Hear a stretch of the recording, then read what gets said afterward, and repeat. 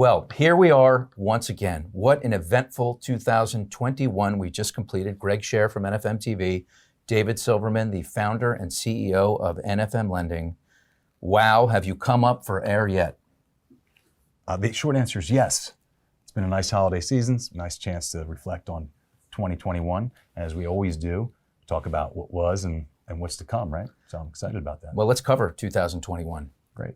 It exceeded your expectations, is that fair to say? Very fair to say. Yeah, we were hoping to maintain the volume. We grew from 3.5 to 8.5 or 8 billion last year.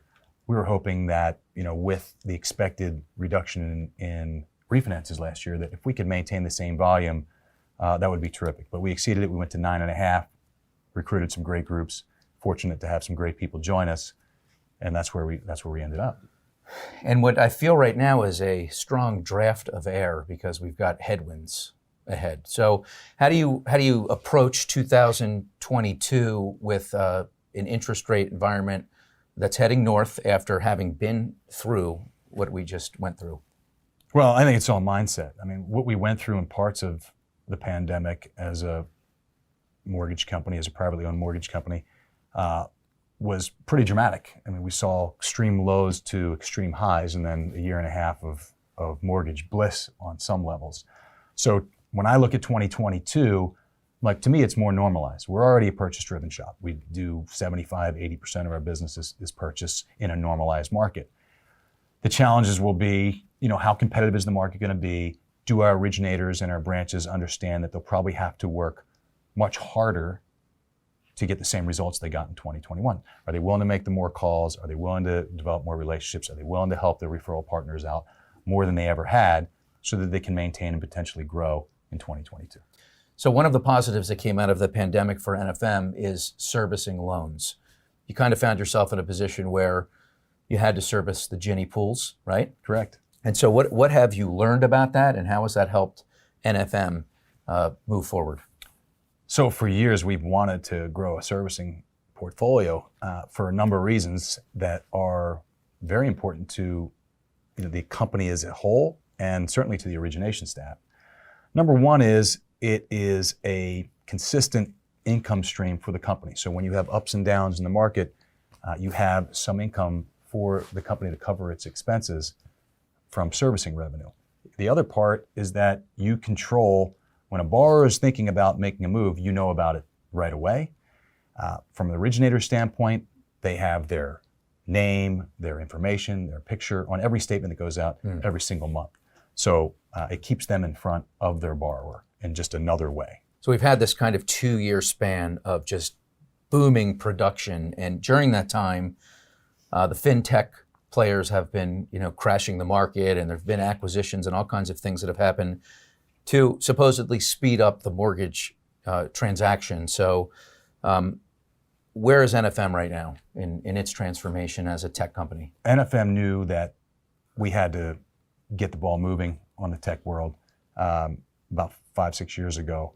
And fortunately for us, it's moved pretty slow in the mortgage space compared to other industries. So we've had time to not fall behind in that area. And I think we've actually gotten ahead during that period of time. We've allocated a lot of resources, have a great team in our IT department. We've developed a great borrower portal and other borrower experience add-ons that have helped the process, made it easier and more efficient.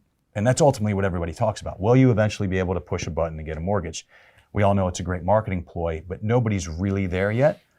But we're going to continue to move the change, and NFM's right there. We've had this small sampling of companies that have tried to institute the push button get mortgage, but the reviews are mixed. Like, what's it really going to look like in 5 or 10 years? Is it possible that it's still going to, you need this human interaction? That's a great point. This is the actual, not only the debate, but the actual experience that we're hearing back from borrowers is that in our particular industry, I'm not sure we'll ever really be embracing the push button get mortgage.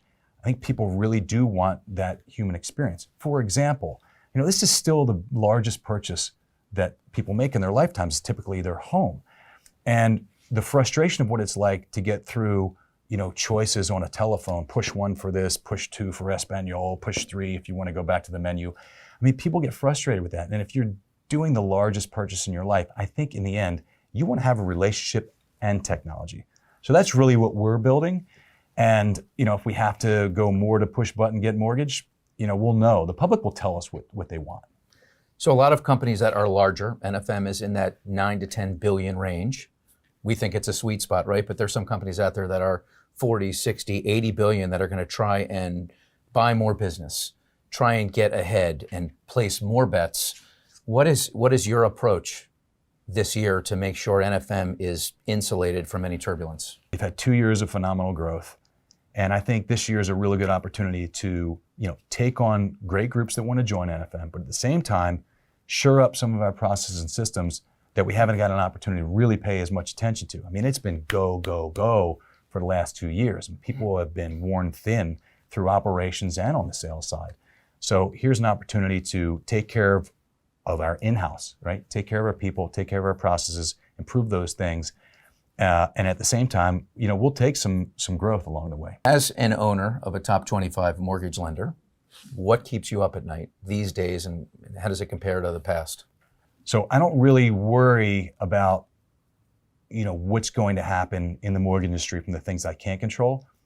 So my concern is, are we doing everything we can so our people love what they're doing at NFM and can be successful?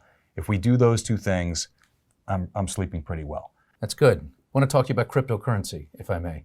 Let's do it. Your opinion of where it lies in the mortgage space. Is there room for it? Is there a day when people are going to be buying homes with crypto? I know you don't have the answer, but I'm curious to know where you line up on it. Well, let me first be clear. I'm the furthest thing from an expert in cryptocurrency. My son knows way more than I do. But with that said, I am an active player in it.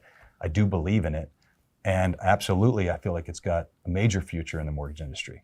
So whether it's from smart contracts to people actually using cryptocurrency to buy homes and property in the future, we're not doing it currently as a company, but I'm a firm believer. Do you think there's a place within the environment at NFM to maybe one day educate the employees? Because every single person in the building, all 1,400 employees and growing, have heard about cryptocurrencies, but not everyone understands what it means. Is it important that they do understand it?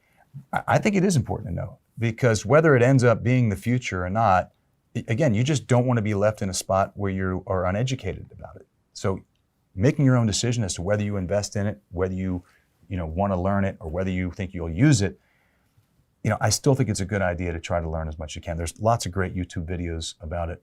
Michael Saylor from MicroStrategy, he has some great podcasts on it. There's lots of free information out there that people can learn. Well, my friend, that is going to do it. We've done it. You've done it. And we'll do it again. Thanks for having me. In about a year. Thank you very much. Look forward to it. No handshakes these days, but we'll do one of these. Okay. All right. Greg Sher, hope you've enjoyed this. David Silverman, CEO and founder of NFM Lending. We'll see you again soon. Thank you.